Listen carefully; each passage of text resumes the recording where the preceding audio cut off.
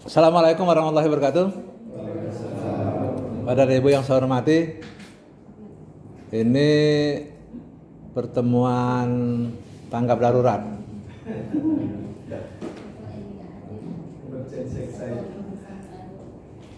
untuk mencoba mengubah peradaban. Karena dengan cara mengubah peradaban, kita akan menemukan peradaban baru. Tapi peradaban baru itu tidak akan pernah muncul kecuali kita mengubah cara. Dan cara tidak pernah berubah kecuali cara berpikir kita berubah. Prodi S3 ini memang mengerikan di mana-mana.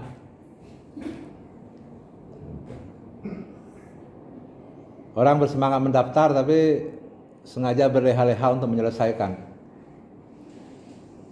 Dan itu terjadi hampir di seluruh benua.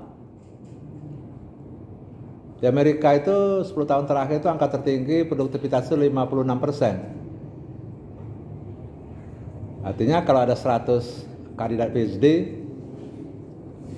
itu hanya 56 tertinggi yang lulus. Selebihnya gagal. Dan itu yang benar. Jadi Bapak dan Ibu nanti makin banyak yang gagal, itu makin benar itu. Menurut gejala global. Dan tren itu juga muncul di produk kita.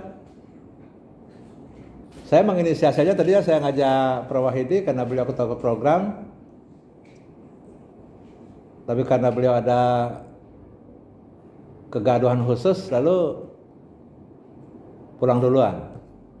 Saya ingin mengungkapkan serba sedikit angka-angka statistik, kalau boleh disebut statistik ya. Sebetulnya ini bukan statistik, data biasa. Angkatan 1, 27 orang. Lulus 7. Aktif 17. Dan non-aktif atau DO 3 orang.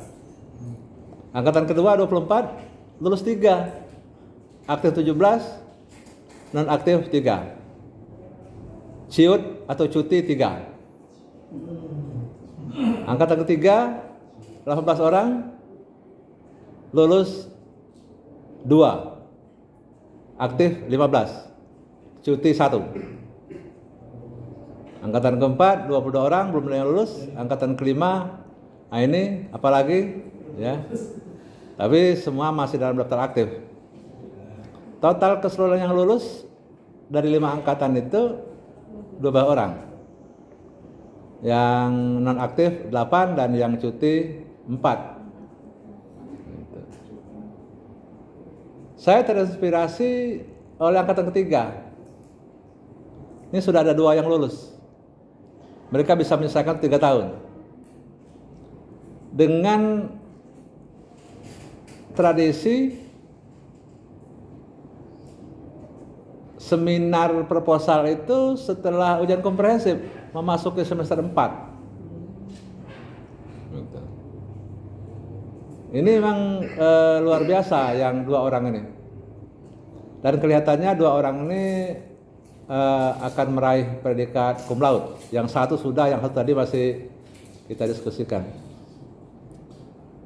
Nah, kalau nanti saya benar-benar definitifkan menjadi ketua program, saya tidak mau yang begini. Gitu. Bapak dan Ibu yang daftar itu mau sekolah sungguhan atau mau melempar diri. Angkatan 1, 2, dan 3 nanti kalau saya sudah definitif saya akan surati satu-satu. Anda akan meneruskan secara progresif, Anda akan berhenti. Karena ini mengganggu sekali. Gitu. Jadi S3 itu mestinya bukan menjadi tempat leha-leha, memperpanjang status. Tapi S3 itu menjadi wahana untuk benar-benar tampil progresif. Dan itu bisa. Saya berani memastikan bisa. Asal kita punya kemauan. Mengapa inisiasi ini diambil? Karena Bapak dan Ibu adalah angkatan yang paling strategis untuk menginisiasi itu. Karena sebentar lagi semester 3 akan berakhir. Semester 2 ya. Dan akan memasuki semester 3. Dan di semester 3 ini kita coba untuk melakukan praktek-praktek kelinci percobaan. Bapak dan Ibu jangan tersinggung kalau sebut kelinci, ya. Gitu. Untuk membuat peradaban baru. So saya secara pribadi sebagai ketua program, saya nggak ada kepentingan apa-apa dengan jabatan ketua program itu, nonsense lah itu. Ya. Kepentingan saya adalah bagaimana kalau memang saya di situ untuk mengakselerasi, mengambil manfaat bagi Bapak dan Ibu semua. Gitu. Nggak ada gunanya berlama-lama di sini. Gitu. Kenapa? Karena keluhan utama dari angkatan yang lebih tua itu beban SPP. Ada yang sampai 60 jutaan bayar saya. Ada juga yang kemarin saya paksa-paksa supaya meneruskan disertasi hampir 40 jutaan gitu. Ngapain? Sampai pada saat saya mengatakan begini, ini uang ini bukan untuk Anda. Uang ini untuk anakmu, untuk istrimu, untuk keluargamu, untuk kas masjid. Anda rampok semua. Gitu. Kalau Anda serius, buktikan gitu. Atau Anda mereposisi diri. Jangan menzalimi orang, saya bilang. Kalau saya bicara begitu, orang udah gak kaget karena begitulah gaya saya. Akhirnya dia luar biasa akselerasinya dan hanya dalam waktu kira-kira 4 bulan sudah mendaftar ke Mbak Elsa untuk ujian tahap 1. Yang lain juga sama. Ada 3 atau 4 gitu yang saya pompa habis-habisan. Yang saya sebut sebagai jangan menzalimi keluarga, jangan menzalimi siapa-siapa orang tua segala macam karena uang dirampok sedemikian rupa. Akibat mendelay, ya, gitu. Karena tidak terasa itu 1 semester, 2 semester, 3 semester, sama aja dengan COVID ini.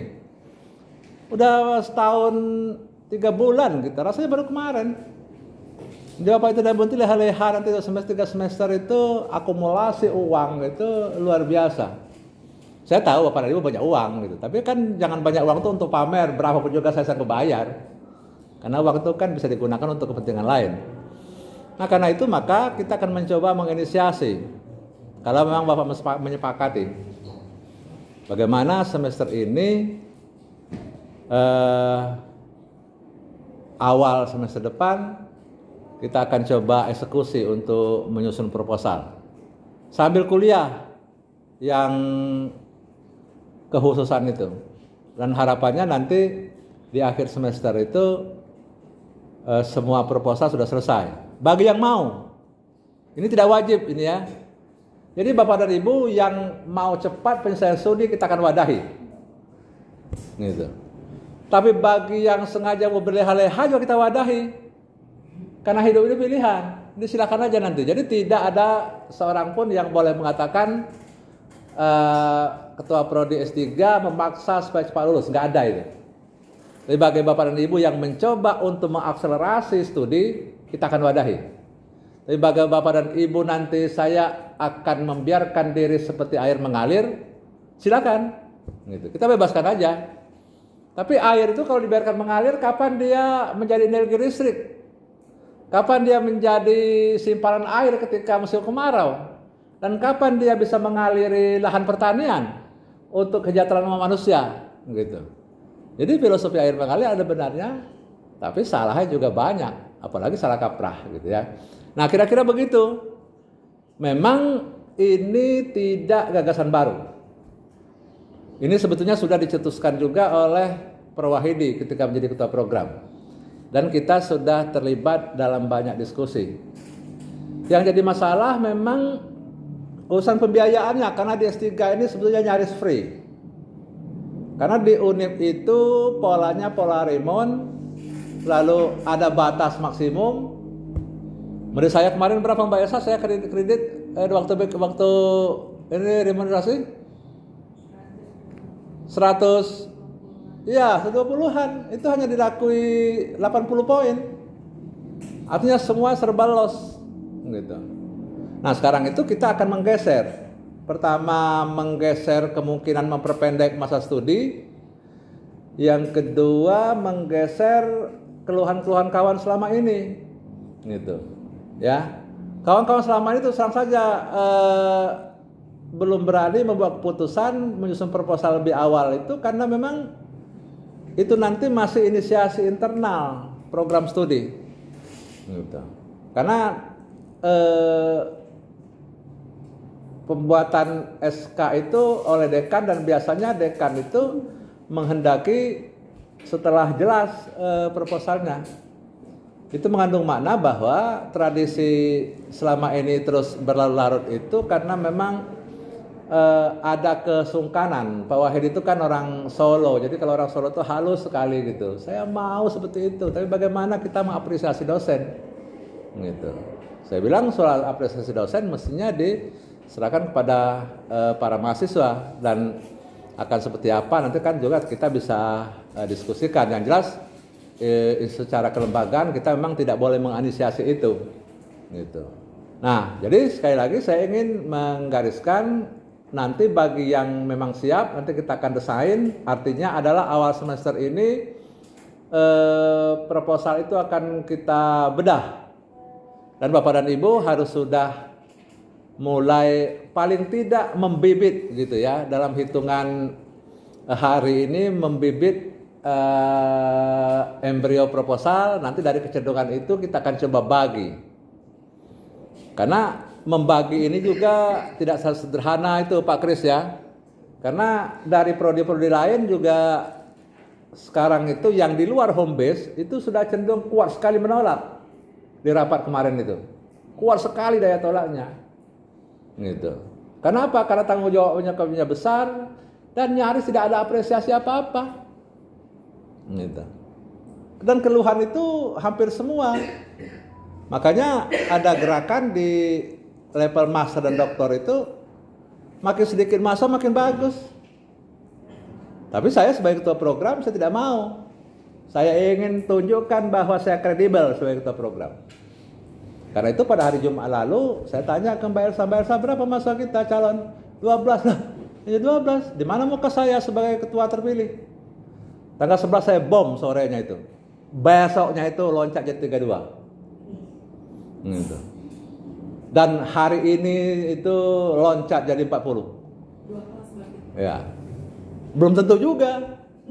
Tapi kalau sudah menyentuh angka 30, 40 bahkan sampai 41 bayar saya jual mahal juga.